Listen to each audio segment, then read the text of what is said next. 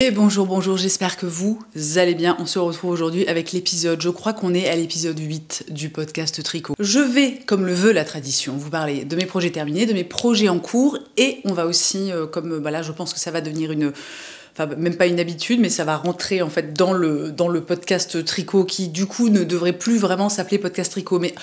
Bref, on va parler de couture aussi, je mets ça à la fin de la vidéo, comme ça si ça ne vous intéresse pas, vous n'aurez qu'à quitter la vidéo au moment où je commence à parler de couture. Donc sans plus tarder, allons-y. Ce mois-ci, j'ai 2 objets terminés, j'espère que je n'oublie rien, parce que je vous avoue que je suis pas très à jour, notamment dans ma prise de notes, etc. Mais alors au pire, c'est pas très grave, mais premier objet terminé. J'en ai déjà parlé quand même pas mal de fois, notamment dans l'épisode précédent où il était à l'état de projet en cours. J'ai terminé mon porcelain sweater, qui est un patron de Lenit slash de son nom, Lena Holme Senske, je ne sais plus, Lena ou Leneux, je ne sais pas, Holme Samson. C'est un patron qui est extrêmement connu et je l'ai commencé à la fin de l'été. Je l'ai tricoté assez rapidement parce que je l'ai commencé alors que j'étais encore en vacances, encore en congé, donc j'avais vraiment beaucoup de temps devant moi pour tricoter. Et franchement là, quand je vois à quel point ma cadence et mon temps libre pour tricoter, mais genre vraiment ça a fait... c'est tombé en flèche. Je me dis que j'ai vraiment bien fait d'attaquer ce projet qui était quand même assez long et assez fastidieux quand j'avais encore le temps, enfin vraiment beaucoup de temps devant moi. Le porcelain sweater, c'est un pull en jacquard avec 3 bandes de motifs, on est sur un truc assez floral, des petites fleurs, des petites feuilles, machin, tout ça. Ça se tricote, enfin tout du moins, moi je l'ai tricoté sur des aiguilles de 4 mm. Au niveau du fil, j'ai utilisé pour le coloris le plus clair, un mélange du petit lamb's wool de Biche et Buche en coloris medium grès beige, tenu avec le mohair de Knitting for Olive en coloris oatmeal, et pour la couleur d'accent, j'ai utilisé exactement les mêmes bases, mais pour le petit lamb's wool, j'avais le coloris dark red brown. Et ce n'est pas juste car je n'ai pas mis ma fiche à jour. Je vous écrirai ici le coloris que j'ai utilisé parce que là, ça m'échappe complètement. Ou si, peut-être que c'est ça. Bon, bref, je ne sais plus. Et pour le mohair, j'ai utilisé le coloris chocolat. Ce pull est une réussite absolue. Honnêtement, je suis très fière et très contente de ce que j'ai réussi à faire. C'était mon premier pull en jacquard. J'étais vraiment très impressionnée. Je me suis donné beaucoup de mal. J'avais très peur, notamment des problèmes de tension en fait avec les, vous savez, alors, une fois de plus, j'en ai déjà parlé. Je ne sais pas comment on dit en français, mais avec les petits fils, vous savez, les floats quoi, qui sont à l'intérieur. Alors globalement, je m'en suis extrêmement bien sortie, mis à part dans le dos où je pense qu'il y en a 2-3 qui sont un petit peu trop tendus. J'ai tendance à le sentir, mais vraiment très légèrement. Quand je l'enfile la première fois, voilà, dans les premières minutes, si je fais des mouvements, vous voyez, qui tendent un petit peu mon dos, je sens que c'est légèrement serré, mais honnêtement, je suis très contente parce que j'avais peur que ce soit inconfortable et que ça me coupe un petit peu l'envie de le porter. Et en fait, je l'ai porté encore toute la journée hier et ça se passe très bien. Donc vraiment, je suis ravie. Au niveau des fils, franchement, le petit lamb's wool, là, j'ai adoré tricoter avec ce fil. Le mohair de Knitting for Olive, franchement, je l'ai déjà utilisé, je vais pas dire des milliards de fois, ce serait un peu excessif, mais c'est vraiment un fil que je connais très bien, donc j'étais pas vraiment surprise d'être contente du résultat et de la façon dont il se tricote, etc. Et vraiment, le rendu des 2 fils ensemble, je trouve ça magnifique. Le petit lamb's wool, il a, je dirais, un côté légèrement rustique. Je crois qu'on est... qu'est-ce que c'est? Est-ce que c'est du 100% j'ai marqué 100% lamb's wool.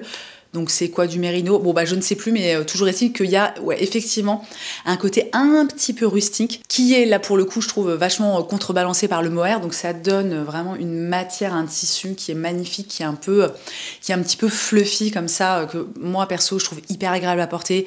Une fois de plus, je le dis, je n'ai pas de sensibilité particulière à la laine, si ce n'est, et on va en parler juste après, parce que vraiment ça m'a sauté aux yeux avec mon second objet terminé, là, dont je vous parlerai juste après, au niveau du front. Je sais pas, mon front, ça se passe pas très bien. Hein. Pour ce qui est du jacquard, honnêtement, surtout au début, franchement, j'ai galéré.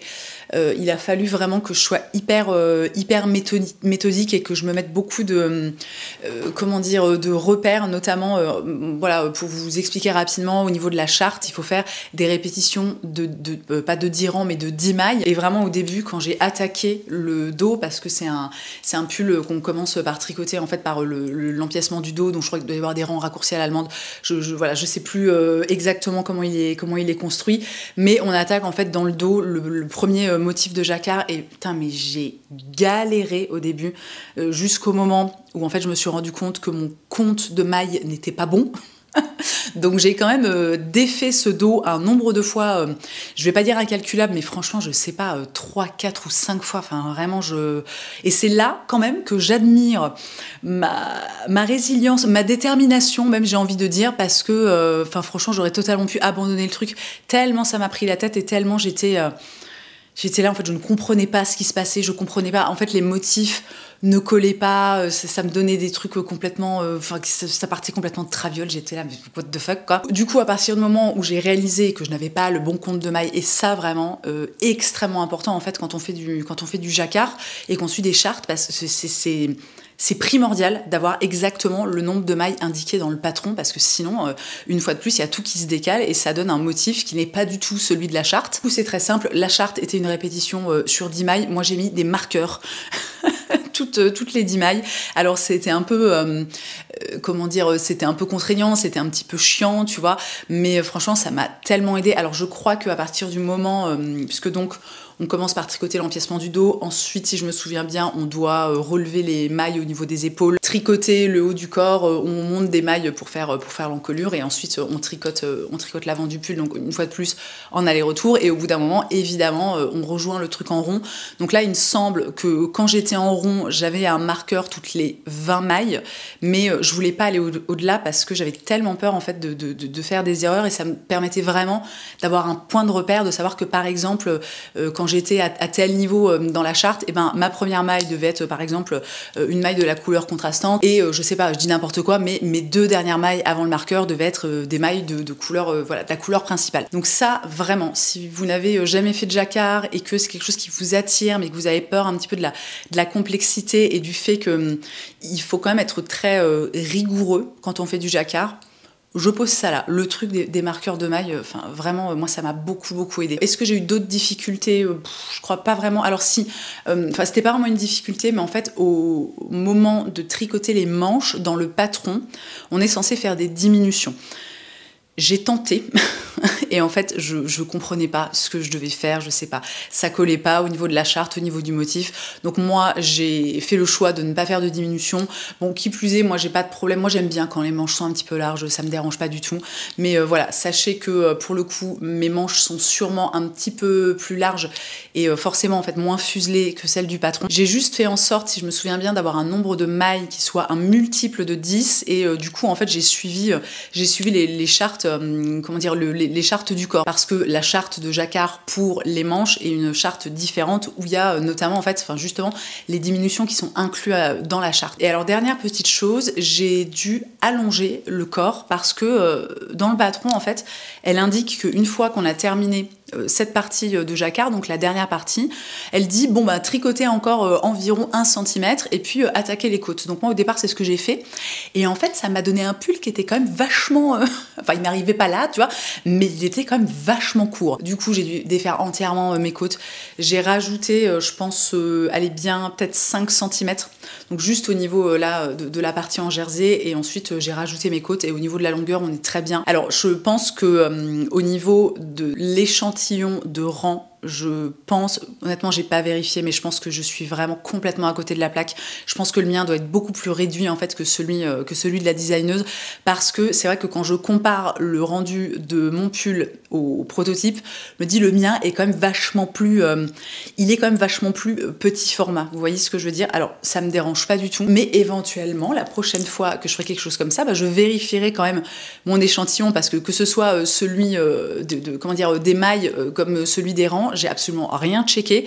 Je me rends compte maintenant avec le recul que j'ai quand même eu du bol d'avoir un truc qui ressemble à quelque chose, parce que j'y suis vraiment allée comme ça, complètement à l'arrache quoi. J'ai oublié de vous dire aussi qu'au niveau de la taille, moi j'ai fait la taille XSS, mais alors, une fois de plus, comme je pense que je suis pas vraiment dans l'échantillon, bon, ça va pas forcément vous aider, mais ouais, pour conclure sur ce pull, je suis ravie du résultat, je suis hyper contente des couleurs que j'ai choisies. Moi c'est quelque chose qui est toujours un petit peu difficile pour moi, souvent j'ai peur de me planter, et d'ailleurs au départ, ça je vous en parlais dans l'épisode précédent, mais si vous l'avez pas vu, voilà, je vais le dire rapidement. Au départ, pour la couleur contrastante, le mohair et le fil de laine que j'avais choisi, en fait ça matchait pas du tout, enfin si ça matchait, mais le mohair ressortait trop par rapport au fil de laine, donc je crois que j'ai recommandé du fil donc de chez Le Petit Lambswool. cool. Et quand même, dernière chose qui m'a vachement surprise, alors j'ai pas pensé à aller vérifier avant de commencer à tourner cette vidéo, parce que tout le restant de fil que j'ai, en fait, je l'ai rangé dans mon stock. Enfin, j'ai des bacs maintenant en plastique dans lesquels je range mon fil et mes restants, etc. Et il me restait quand même une quantité de fil assez astronomique.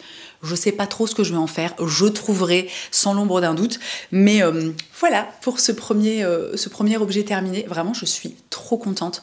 Je me relance pas particulièrement, enfin j'ai pas pour projet là dans l'immédiat de me relancer dans un projet en jacquard parce que une fois de plus, franchement, c'est pas que j'ai pas le temps, j'arrive quand même à en avoir, mais comparé à cet été, vous savez, j'étais complètement off, moi je travaille pas du tout en été. Donc je passais des heures et des heures par jour à tricoter, c'était merveilleux, j'avançais hyper vite, enfin, vraiment c'était trop bien. Et là, franchement, je dois avouer que je suis un petit peu frustrée, mais c'est pas grave, c'est la vie, c'est comme ça. Mon deuxième objet terminé, c'est un petit bonnet. Regardez comme il est beau. Où est-ce que j'en ai parlé quelque part de ce bonnet? Je ne me souviens plus où. Ce bonnet, c'est le Easy Beanie de Le Pull Studio, qui est un patron que j'avais déjà tricoté l'hiver dernier, que j'aime beaucoup. C'est vraiment, en fait, un bonnet qui se tricote à plat, très simple, hyper facile du coup de faire des rayures. Là, alors attendez, on le voit pas forcément, je vais me rapprocher un petit peu, mais en fait, moi j'ai fait une partie en laine, donc on est sur la Pirgin si je me souviens bien, et une partie en mohair. Et j'avais déjà, premièrement, j'avais très envie d'avoir un bonnet noir parce que je n'avais pas de bonnet noir. Et j'avais très envie d'avoir quand même ce truc un peu de contraste de matière. Alors c'est assez discret, mais vraiment je suis hyper contente du résultat. J'ai donc utilisé, comme je vous le disais, pour la partie un peu plus mat, donc uniquement de la Pirgint en coloris noir. Et pour la partie en mohair, j'ai utilisé le fil Ballerina Chunky de Soundless Garn et un fil de Soft Silk Mohair de Knitting for Olive, donc les deux en noir. Au départ, je pensais que le Ballerina Chunky de Soundless Garn serait totalement suffisant, parce que j'ai pas précisé, mais je l'ai tricoté sur des aiguilles de 5 mm. Le Ballerina Chunky, c'est un fil qui, je conseille de le tricoter avec des aiguilles de 6 mm. Alors honnêtement, je trouve ça un peu curieux, parce que moi, déjà avec des aiguilles de 5, en fait, c'était hyper...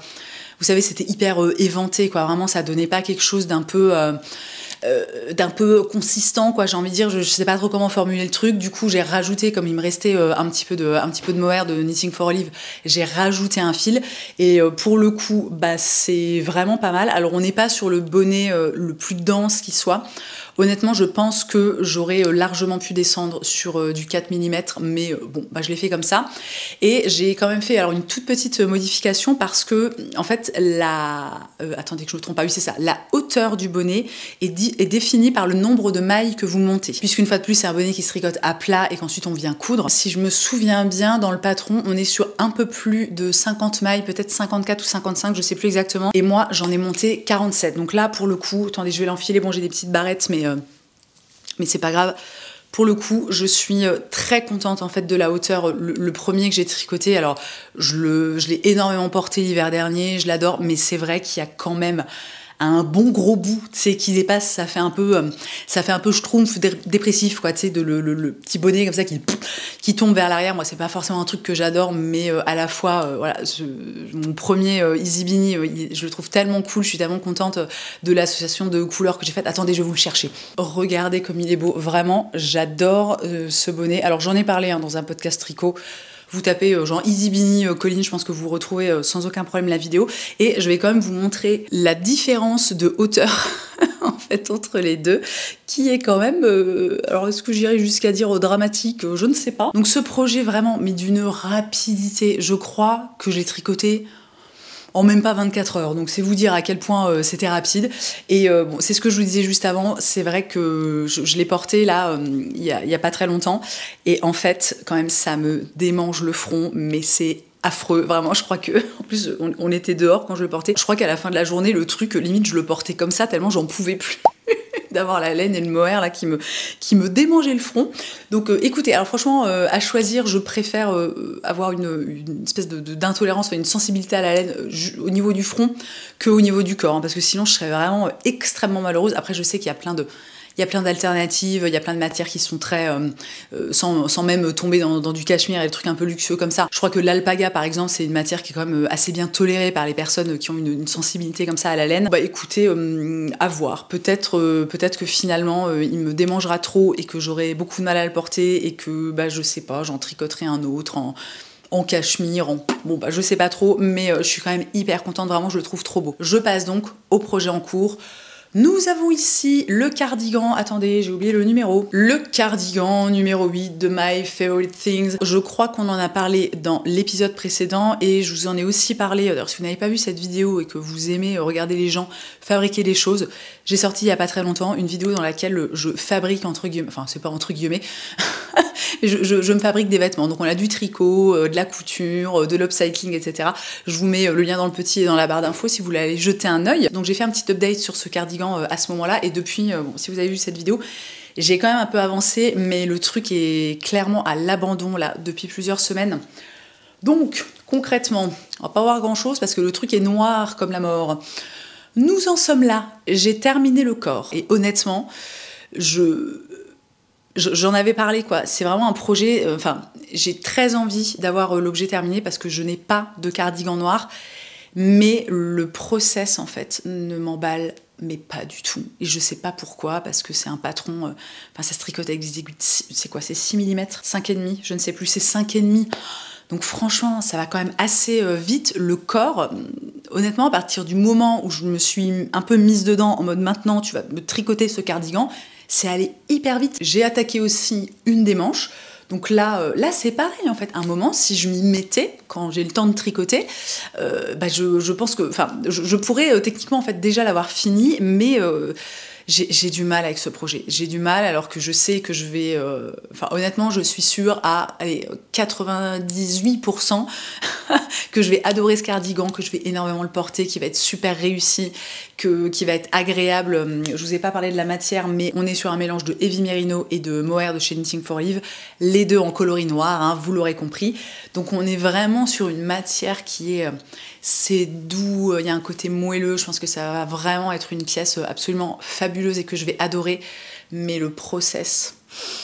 Oh là là, franchement j'ai trop de mal et là une fois de plus ça fait des semaines et des semaines que le truc est dans son sac à projet et que je n'y ai pas touché. Donc bon, après je sais qu'à un moment ou un autre, je vais avoir une sorte d'éclair, j'ai envie de dire de motivation et d'un coup je vais me mettre dessus et genre je pense que je suis capable de le terminer, je sais pas, en 10 jours quoi.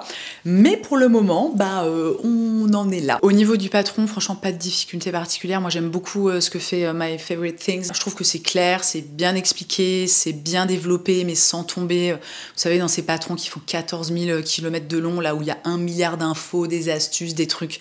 Moi, c'est pas... Bon, bah, c'est peut-être aussi parce que j'ai un niveau assez bon en tricot maintenant, mais moi, c'est pas quelque chose, dans mon cas, que je trouve pertinent. Et quand même, en lisant mes notes, je vois que fin septembre, j'ai noté que j'avais terminé les côtes du corps, mais qu'elles étaient absolument hideuses. Puisque, je vous le disais avant, on est sur un cardigan qui se tricote avec des aiguilles de 5,5. Et en fait, alors... il faudra quand même que j'aille vérifier, parce que parfois, moi, je vais vérifier les choses, mais je sais pas, mon cerveau ne veut pas enregistrer l'information, et genre, je lis un truc, mais mon cerveau comprend autre chose. Donc, toujours est-il que moi, dans ma tête, au moment où on arrive aux côtes en bas du corps, dans le patron, il a indiqué qu'il faut les tricoter sur des aiguilles de 5,5, donc on ne change pas de taille d'aiguille, et alors c'était... Je crois que j'ai même pas pris de photo, mais vraiment, c'était affreux. Les côtes, franchement, c'est pas mon immense passion dans la vie et c'est pas le truc que je réussis le mieux, mais alors là, sans changer de taille d'aiguille, c'était, je le redis, c'était absolument hideux.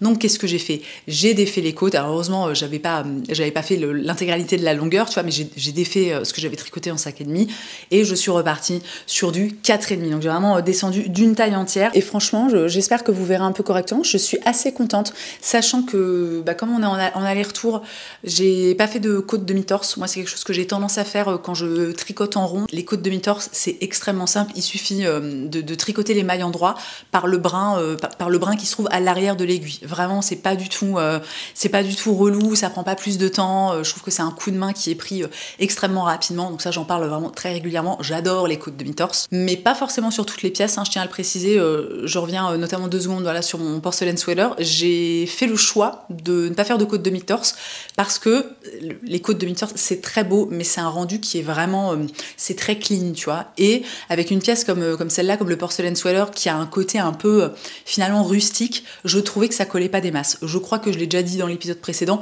mais je le redis. Bref, du coup pour ce cardigan, des petites côtes, tout ce qu'il y a de plus classique et c'est très bien, je suis ravie. À voir comment ça se profile, je ne vous promets pas, bon puis en même temps je pense que vous venez pas là pour que je vous fasse des promesses. sur mes projets tricot, ça n'aurait aucun sens. Mais ouais, on va dire que je suis pas en mesure de me promettre à moi-même que genre dans le prochain épisode, d'ici un mois et quelques, ce cardigan sera terminé, mais je vous dis, un moment, je sais que ça va, voilà, ça va se débloquer, quoi. Reste juste à savoir quand. Mon projet en cours suivant, que j'ai super bien avancé au départ, je me suis mis dessus et vraiment j'y suis allée telle une meuf extrêmement motivée, c'est cette petite Alex Scarf que je tricote pour un ami à moi. Regardez-moi ce coloris absolument magnifique. C'est le cachemire classique de chez Cardiff en coloris tartan et on est vraiment sur ce fil qui est un petit peu... quel est le terme? Un peu comme une sorte de camailleux, tu vois, c'est-à-dire qu'il y a des petits bouts de... Le fil n'est pas complètement uni et du coup, ça donne vachement de profondeur en fait à cette espèce de coloris qui est somme toute un chocolat, alors pas très profond, mais vraiment, alors elle est super. Bon, en l'occurrence, elle est pas pour moi. Donc bon je ne la porterai pas. Et ça c'est un petit peu pareil, je me suis lancée, j'ai très très bien avancé voilà, en l'espace de quelques jours parce que c'est quand même un patron qui est assez rapide. Moi qui plus est, je fais... Alors est-ce que je peux vous dire que je fais le petit modèle? C'est un peu difficile à dire parce qu'en fait, vous voyez, moi mes Alex Scarf, je les aime assez étroites. Donc en fait je ne fais pas l'intégralité des augmentations qui sont indiquées dans le patron. Là je pense que j'ai fait... Attendez, laissez-moi regarder... Je pense que j'ai fait 1, 2, 3, 4, 5, 6, 7 d'augmentation. Par rapport au patron, c'est une espèce de pattern, si je me souviens bien, de 8 rangs dans lesquels tu places plusieurs fois des augmentations, etc. Si vous n'avez jamais tricoté ce patron, je pense que vous n'avez absolument pas compris ce que j'ai essayé de dire. Mais c'est pas grave. Et donc cette petite Alex Scarf qui est un peu à l'abandon depuis quelques temps. La dernière fois que j'ai tricoté, que je me suis un peu penchée sur son cas, c'était lors d'un voyage à Paris. Je l'avais emmené dans mon sac parce que c'est vrai que là pour le coup, c'est un projet qui est hyper pratique à balader, hein. Moi je le mets hop dans ce petit sac. Oh, regardez ce petit sac à projet, comme il est beau. Je l'ai acheté chez Rosa Pomar, vraiment adorable. Donc ça donne quand même un truc qui est assez petit, tu vois, que tu peux fourrer dans un sac. Donc quand tu te déplaces, en tout cas moi j'apprécie beaucoup avoir ce type de petit projet, une fois de plus très compact. Et ouais, donc la dernière fois que j'ai travaillé dessus, c'était il y a plusieurs semaines maintenant, et vraiment il faut que je m'y remette. Et vous allez vous dire, mais attends, mais si elle tricote pas, qu'est-ce qu'elle tricote en fait si elle tricote pas ça? Eh ben on y vient, puisque pour le coup, s'il y a un projet sur lequel j'ai vraiment bien avancé et que honnêtement, si j'avais pas été un peu nulle, j'aurais pu vous présenter terminé aujourd'hui. Il s'agit...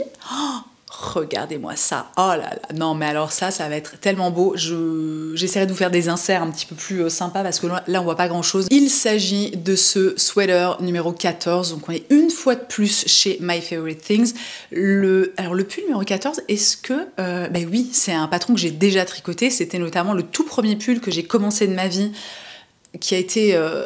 vraiment, c'était une galère innommable. Le truc est globalement assez foiré. Mais c'est pas grave parce que c'est un patron... globalement, le rendu, la dégaine, si vous voulez, du pull, moi, c'est quelque chose que j'ai beaucoup apprécié.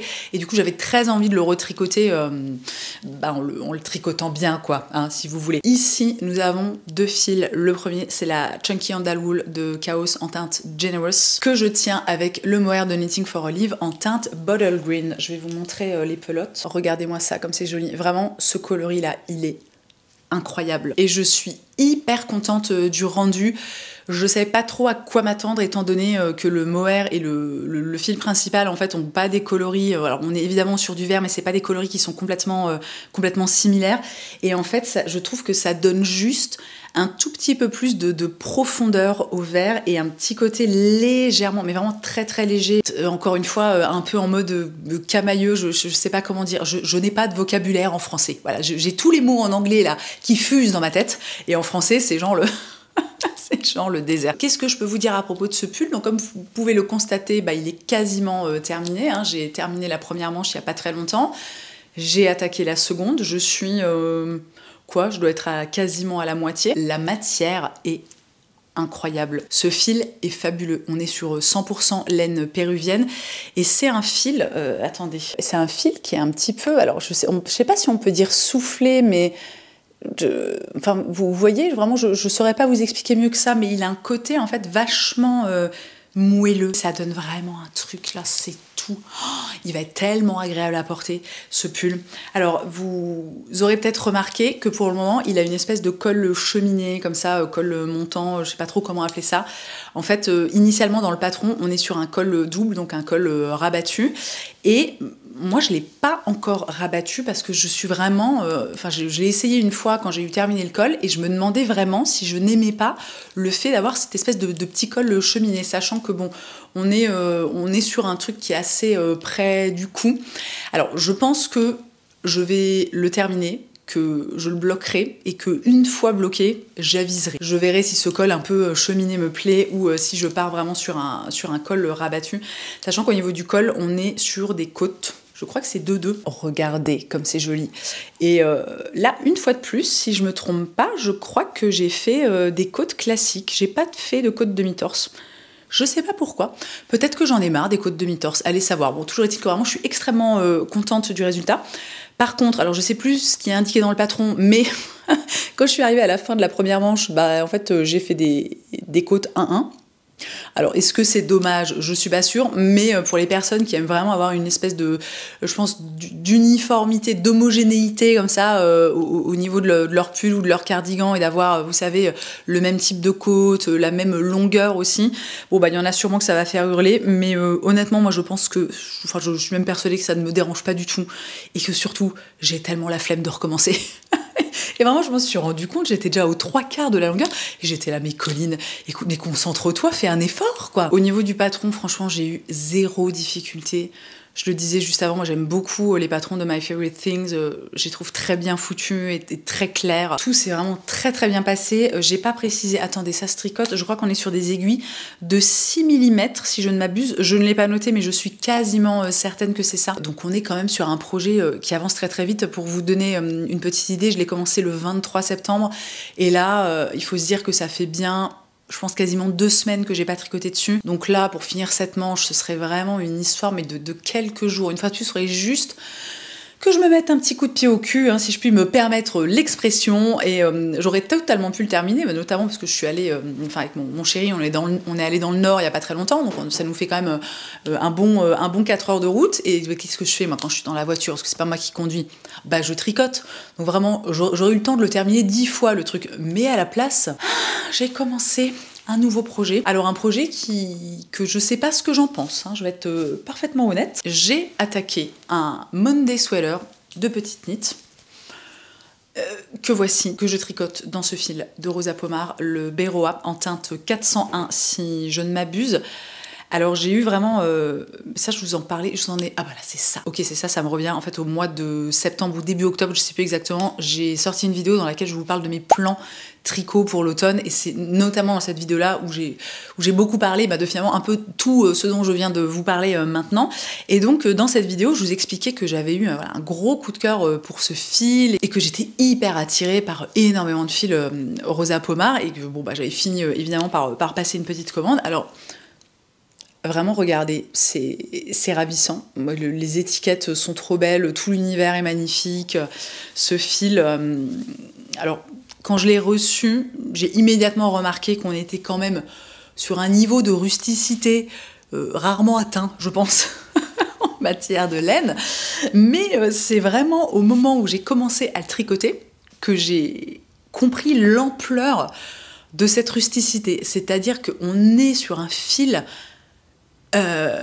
alors, je sais pas, en fait c'est un peu compliqué pour moi parce que à la fois je trouve ça magnifique. Moi j'aime beaucoup les fils rustiques, alors j'aime aussi, globalement moi j'aime un peu tout, si vous voulez, en matière de tricot et en matière de fil et de matière, mais il y a des personnes qui détestent les fils dès qu'ils sont un petit peu secs, un peu rustiques, un peu crunchy comme ça, voilà, ils ont horreur de ça. Moi c'est quelque chose que j'apprécie beaucoup, mais là de le tricoter, alors premièrement ça me défonce les bras. Les mains pas tant, un petit peu. De temps en temps, quand j'ai beaucoup tricoté dessus, je fais des petites pauses, vous savez, je m'étire un petit peu les doigts, comme ça va mieux. Mais vraiment, ça me fait tellement mal au bras, je comprends pas pourquoi. Et surtout, j'aimerais pouvoir passer ce morceau de pull là à travers mon écran pour que vous puissiez toucher la matière.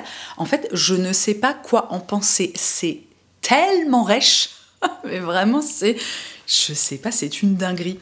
Et là, ça y est, j'ai terminé. Donc, c'est un pull, le Monday Sweater. Bon, je pense que c'est un patron qui est extrêmement connu. C'est un pull raglant. Donc, on commence par tricoter le col. Et puis après, on fait tout le haut du corps en faisant des augmentations raglant, etc.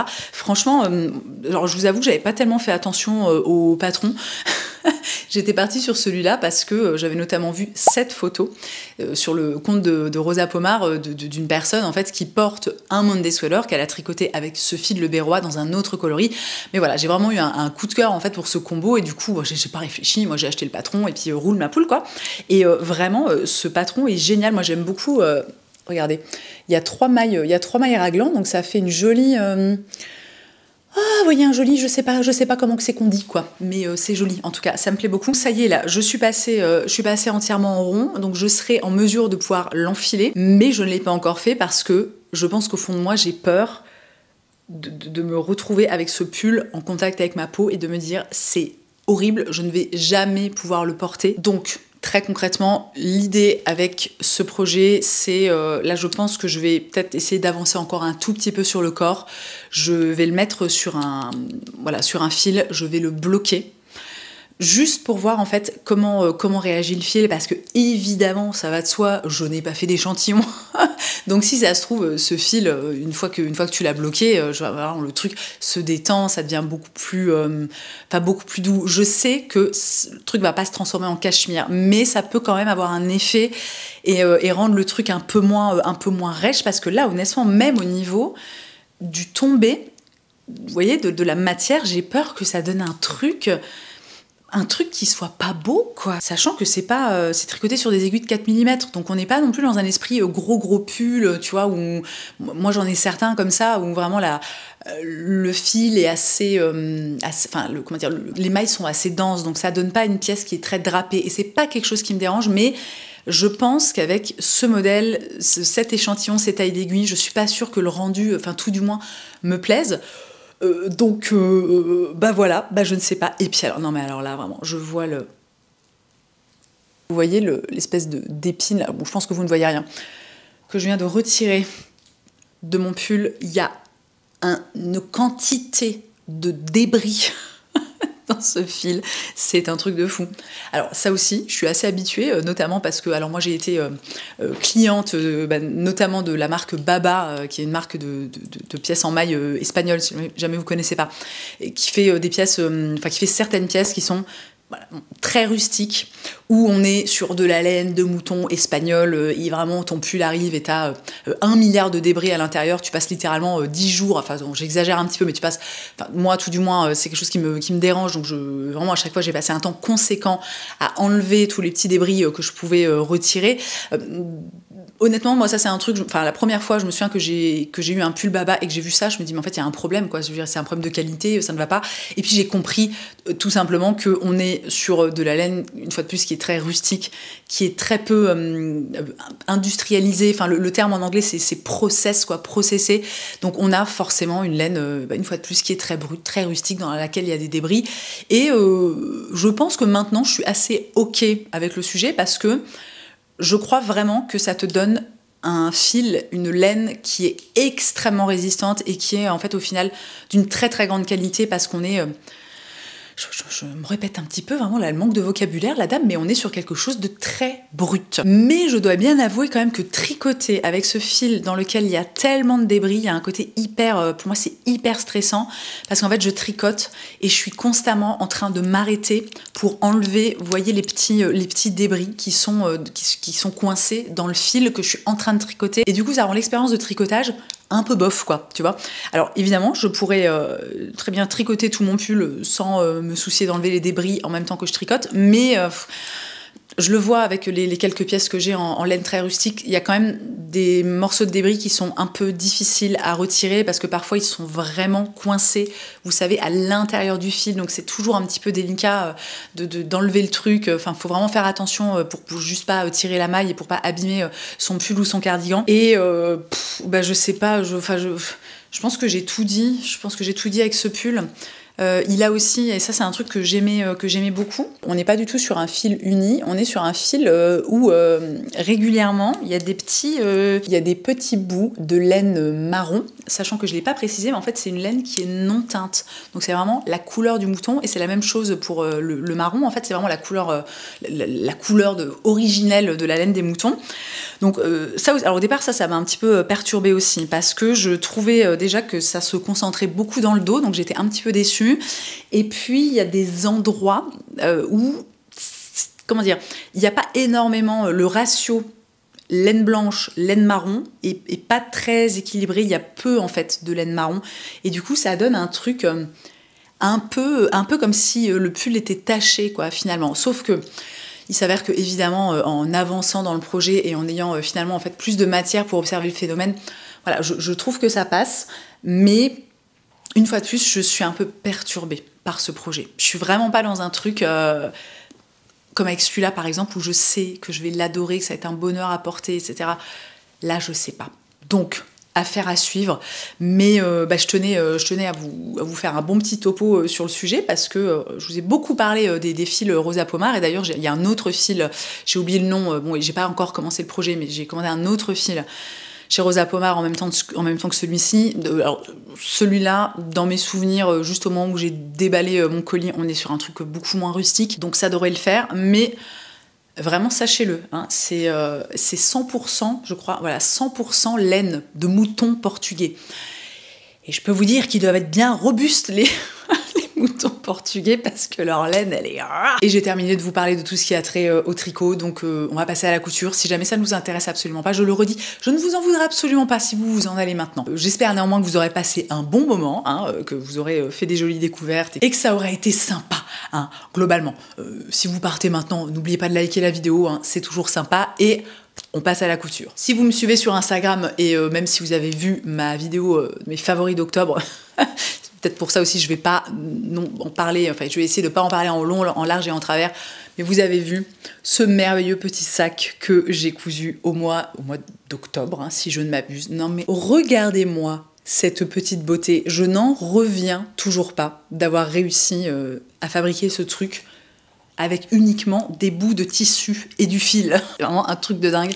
Ce patron, c'est le Fly Away Crossbody de Madison Moore, qui est un patron très récent, que vraiment... Alors moi, ce que je disais dans ma vidéo favori, j'ai repéré le patron, enfin il est apparu dans mon onglet Explorer sur Instagram, et j'ai su immédiatement que, qu'importe le niveau de difficulté, j'allais faire ce sac, parce que j'adore les oiseaux, j'adore les canards, j'ai une passion pour les canards, et j'ai adoré faire ce sac. Ça a été challengeant, et à la fois j'étais assez surprise par la quand même globale facilité avec laquelle j'ai appréhendé et fabriqué le truc. J'ai eu un peu de... On va dire que je me suis sentie un petit peu seule au moment où il a fallu installer le zip, parce que c'est quelque chose que je n'avais jamais fait. Et j'ai été un peu là... je sais pas très bien comment je vais m'y prendre. Et puis au final, en fait, j'ai juste suivi les instructions. Et ça a donné quelque chose que vous voyez, que ce sac a un zip qui s'ouvre, qui se ferme. Et sinon, tout le reste, honnêtement, pour moi, enfin, le souvenir que j'en garde, c'est que c'est limite... c'est aller comme dans du beurre, quoi, tu vois. Alors, je pense que ce qui a été le plus difficile pour moi, ça a été d'agencer les coloris. Je voulais vraiment partir sur quelque chose d'assez neutre, les couleurs de la terre, machin, etc.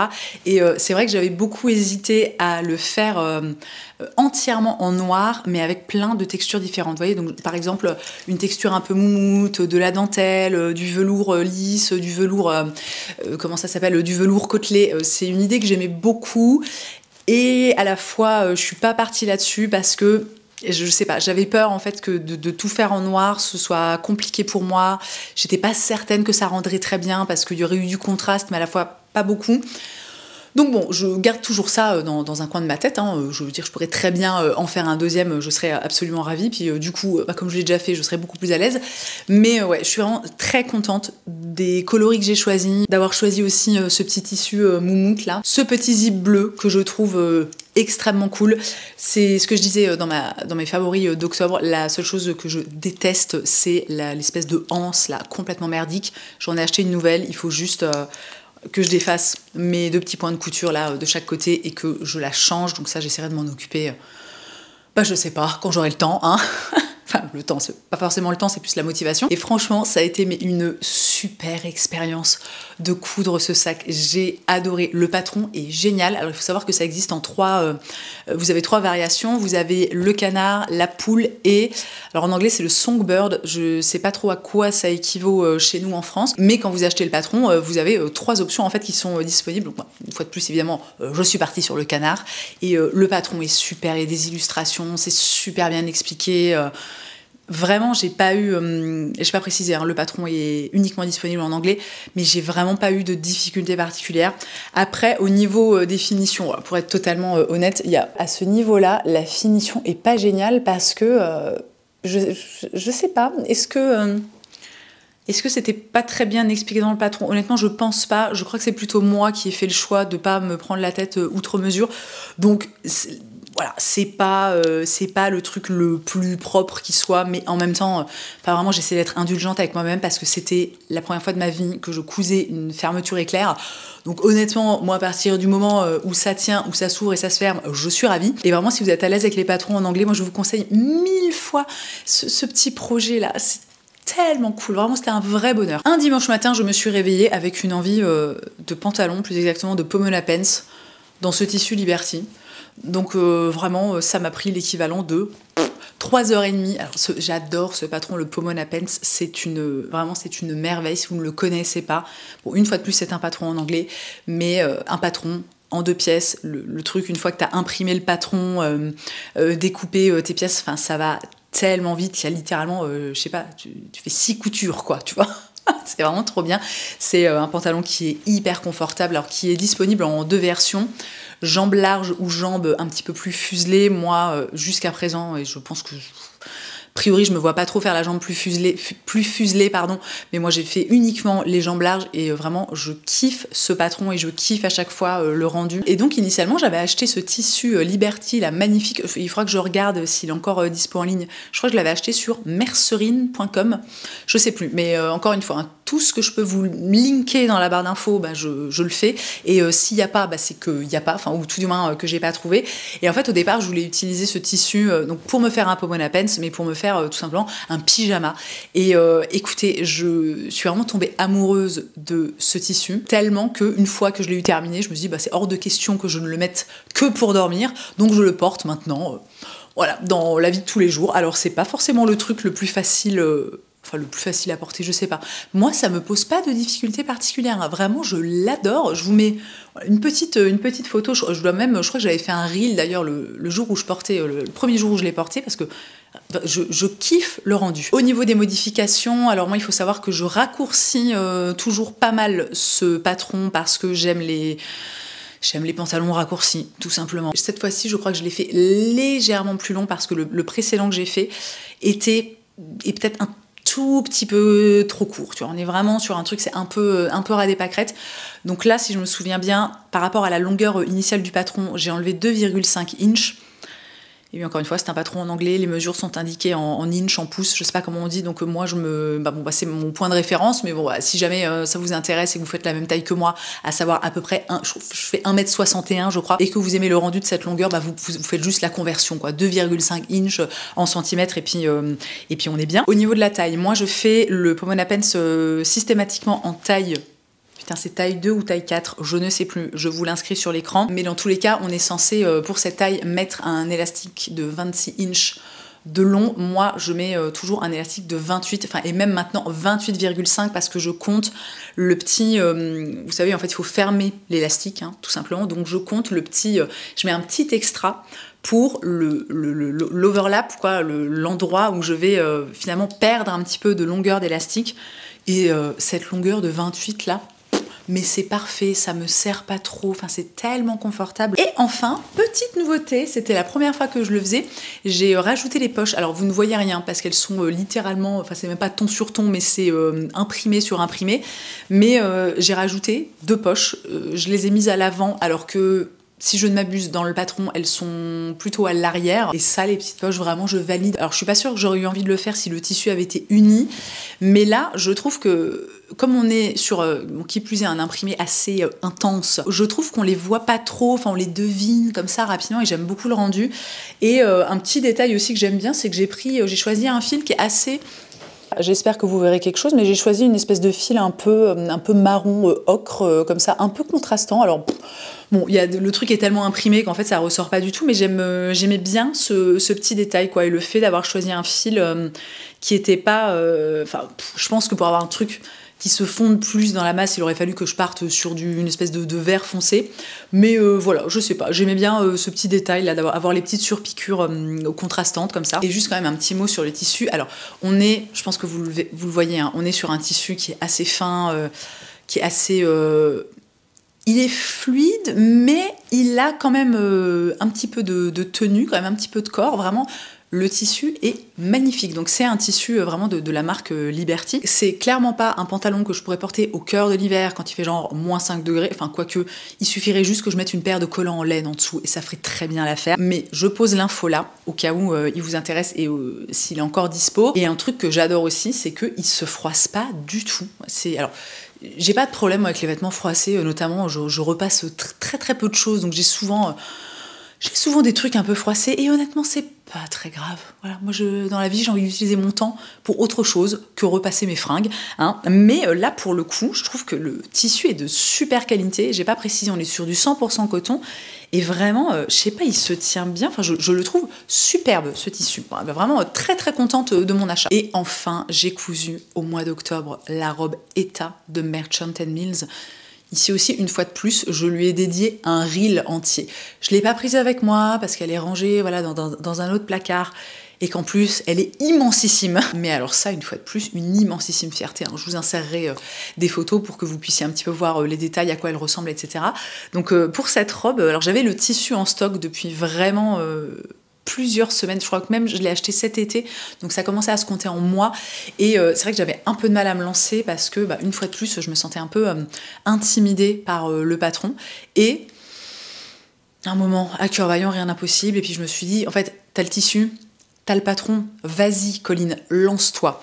Alors, petite chose que j'ai faite, mais je suis pas sûre de recommander, pour imprimer le patron, qui était donc un truc immense, immensissime, gigantesque, c'est que... Je sais pas, c'était la première fois que je cousais une robe longue, donc forcément je n'avais jamais vu de patron aussi grand, mais quand j'ai déballé mon patron, j'étais là, what the fuck. Alors, je suis passée par le service d'impression de patron qui s'appelle Patterns for You, c'est un site internet. Ça m'a coûté un peu cher, attendez. Parce que là, pour le coup, autant avec mes tricots, franchement, j'ai pas bien pris mes notes ces derniers temps, je suis navrée, mais là, pour ce projet en particulier, je me suis donné un petit peu de mal. Donc, pour revenir à cette histoire de patron, et notamment à cette histoire de coût. Alors, il faut savoir que Merchant Mills propose l'envoi de patrons papier, c'est-à-dire que quand vous allez sur le site et que vous voulez acheter un de leurs patrons, vous avez le choix entre acheter la version digitale ou la version papier. La version digitale étant évidemment moins chère que la version papier. Et moi, je me suis dit, tu sais quoi, je vais acheter la version digitale et puis je vais tester ce service-là, Patterns for You. Alors, il faut savoir que donc, le patron m'a coûté 16 €, l'impression du patron m'a coûté 21 €. Alors, ça m'a coûté 21 €, notamment parce que j'ai été débile et qu'en fait, au lieu de prendre une livraison en point relais, j'ai pris une livraison Chronopost qui m'a coûté 9 €. Hein, et puis, qui plus est, c'est pas forcément hyper clair, mais en fait, je n'ai commandé qu'un patron. Enfin, je n'ai fait imprimer qu'un seul patron. Donc, au niveau, enfin, l'intelligence, économique là-dedans, zéro pointé. J'étais là, complètement débile, ma pauvre fille. Donc, l'impression du patron en soi m'a coûté 11 €. Si j'étais passée par un point relais, je crois que ça coûte 4 ou 5 € l'envoi, sachant que ça vient de Belgique. Donc, ça aurait été évidemment financièrement plus pertinent. Alors, honnêtement, même si ça m'a coûté, finalement, l'impression m'a coûté plus cher que le patron, je regrette absolument pas parce que je vous mets une photo. Non, mais la taille du truc, il y avait, si je me souviens bien, 5 feuilles A0, des trucs mais immenses, et vraiment je me suis dit, mais en fait s'il avait fallu que j'imprime toutes ces feuilles sur mon imprimante domestique format A4, que j'assemble tous les... Non mais ça m'aurait pris un temps.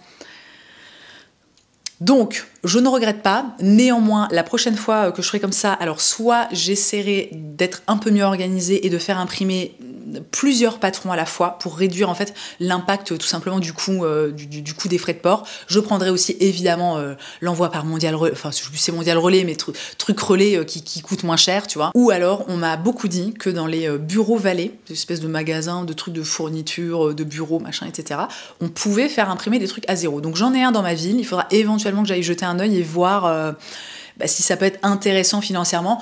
Mais bon, moi dans tous les cas, en fait, quand c'est des petits patrons, globalement, ça me dérange pas de l'imprimer à domicile et d'assembler toutes les feuilles, etc.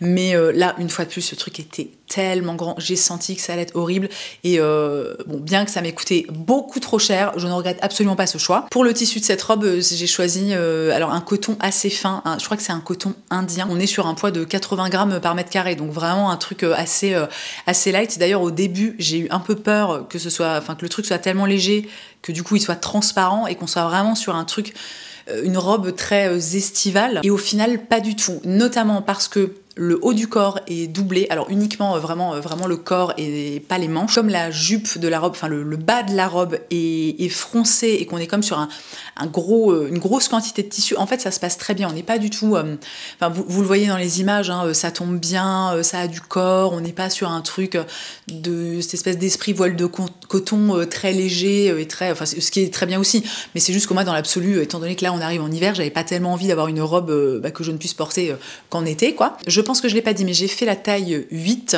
J'ai eu un petit moment de panique au moment des manches parce que j'ai eu peur qu'elles soient trop petites. En fait, en fermant les manches et en les essayant, j'ai trouvé que c'était un petit peu serré, et en fait, il s'avère que quand je porte la robe, il y a aucun problème. Vraiment, les manches sont tout à fait correctes. Donc pour le coup, la taille 8 pour moi était hyper adaptée, sachant que, donc une fois de plus, je fais à peu près 1m60 et je fais du 36, quoi. Ni plus ni moins. J'ai fait aussi, vous l'avez compris, la version manche longue, alors on n'est pas sur des manches full longueur, hein, on est sur des manches un petit peu 3/4. Ça m'a pris un temps assez fou de faire cette robe, entre la découpe du patron, la découpe des pièces et toute la partie couture, ça m'a pris environ 12 heures. Le patron et les explications étaient vraiment super. En fait, il s'avère que c'est un patron qui est assez... au niveau des explications, on est sur un truc qui est assez compact, vous voyez, c'est droit au but, il n'y a pas 1 milliard d'informations, pas un patron où il y a, 35, 40 pages et où genre t'en vois pas le bout, quoi. J'ai pas eu trop de difficultés, si ce n'est le moment où il a fallu que je fasse les fronces au niveau du corps, du bas de la robe, avant en fait de l'attacher avec le haut. Ah, écoutez, vraiment, je pense que c'est une histoire de technique, d'habitude aussi, mais vraiment, ça n'a pas été facile du tout de faire ces fronces, notamment de les avoir de façon un peu bien répartie. Alors, je trouve qu'au final, quand on regarde même de près ma robe, les fronces sont assez bien réparties. Alors, c'est pas parfait, ça c'est sûr et certain, mais c'est quand même globalement, vu à quel point j'ai galéré, je suis quand même vachement contente du résultat. Et pour conclure sur cette robe, je suis vraiment ravie du résultat. Je suis hyper contente du tissu que j'ai choisi. Alors, on est une fois de plus sur un imprimé avec un fort caractère, on va dire ça comme ça, mais les coloris sont trop beaux, le tissu est vraiment, je le trouve très agréable à porter. Une fois de plus, il est léger, mais il n'est pas non plus complètement...